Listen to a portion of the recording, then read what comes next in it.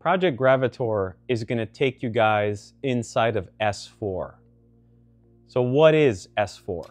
Well, back in '88 and '89, Bob Lazar was hired by the United States Department of Naval Intelligence and brought to this secret facility 15 miles southwest of Area 51 within the Area 51 compound to reverse engineer alien technology. This was a facility that was built into the side of the mountain adjacent to Papoose Lake. Inside this facility, Bob was brought in and was introduced to some of the most advanced technologies ever seen by humankind. He was asked to work on the reverse engineering of the propulsion system of this technology. There seemed to be a lot of other people working there, but he did not have access to them. According to what he saw, S4 only had 22 people working on the projects that were there. S4 was operating 3 known projects: Project Galileo, which is the power and propulsion that Bob Lazar was responsible for; Project Sidekick, that had to do with weapons applications; and Project Looking Glass, which had to do with time dilation. There was a lot of information that was given to him when he first got there, information that was written in these blue folders that he was asked to read, that described some of the most controversial stuff he had ever seen and that we've ever heard of. Information on crafts from a different star system, technology from a different species, a different civilization, and the fact that the United States government was in charge of a program to reverse engineer this technology. From the outside, what he saw were these camouflaged large bay doors in the side of the mountain, which he found out later to be the hangar doors. He initially was brought into the first hangar, which they called the main hangar, or the large hangar. This is where he first saw the sport model flying saucer that he was working on. At first he thought this was not extraterrestrial or non-human. He thought this was just a simple high-tech fighter that was created by the United States military. And one of the reasons why he thought that is because there was a reversed American flag sticker on the craft. The facility was quite large. At one time, when he came out of the lab, all the adjacent doors in each hangar were open, and he was able to see the size and the scope of where he was. This was a gigantic facility. From what he understood, there was a total of 9 hangars in there. Each one had a craft of some type.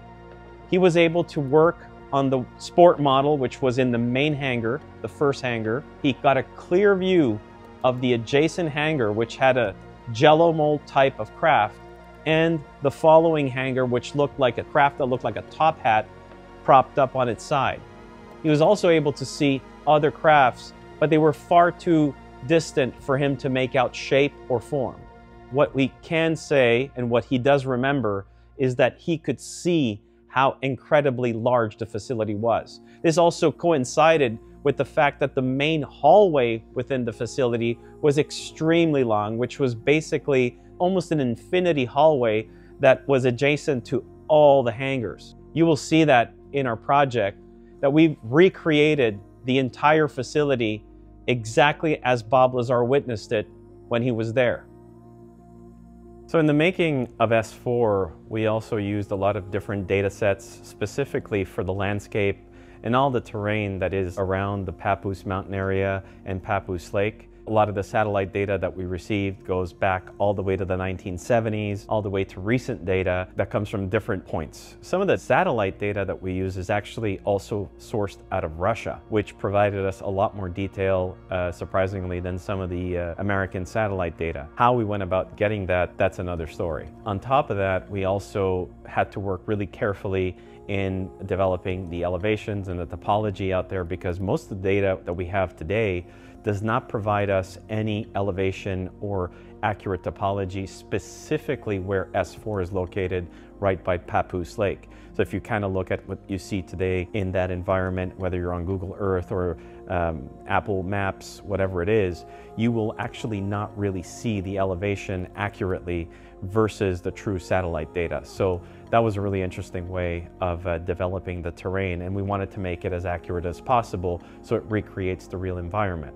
On top of that, by getting the accurate topology and elevations, it allowed us to properly integrate the creation of the S4 facility that was created in the 3D environment within the topology. So when we actually built this facility, we built it outside of the environment based on the measurements and the information that we got from Bob. Once we had to integrate the building itself inside the mountain, that was a little bit of a challenge because we had to make sure that it matched at least what it should have been back then, and it did. So we were able to fit the facility inside the accurate topology, and it provided us the exact length of the entire facility, also how it kind of tapered into this little enclosure in the mountain by Papoose Lake where the main entrance was. So the entire facility was actually built and put into the accurate topology. So it is literally as close to reality as you can get.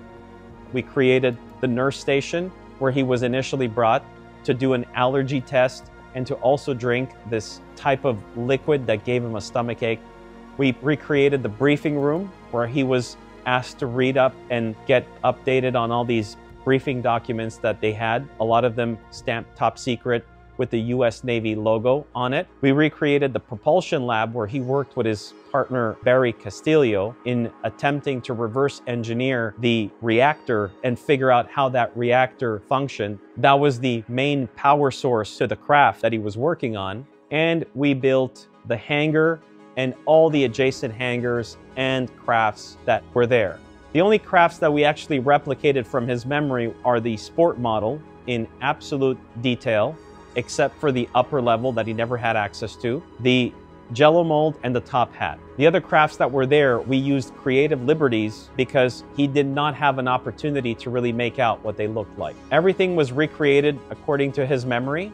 We basically researched every possible detail in terms of the equipment that was in there, the tools that were in there, and anything that could have been existing at the time in the late 1980s. The floodlights, the extension cords, the generators, the portable X-ray machines, the oscilloscopes, the workbenches, the tools, everything was studied and analyzed carefully so that we would be able to recreate this to the most accurate detail so that when you get access to S4 for the first time, see exactly what the reverse engineering program looked like back in 1988 and 1989 at S4. So there's a lot of information that you will get in our film and in our VR experience that has to do with what Bob saw. Anything else that happened at S4 remains unknown. So at first, it'll be in a documentary film, and following that will be a VR experience. You will finally get to see the interior of S4, probably one of the most secret locations on planet Earth.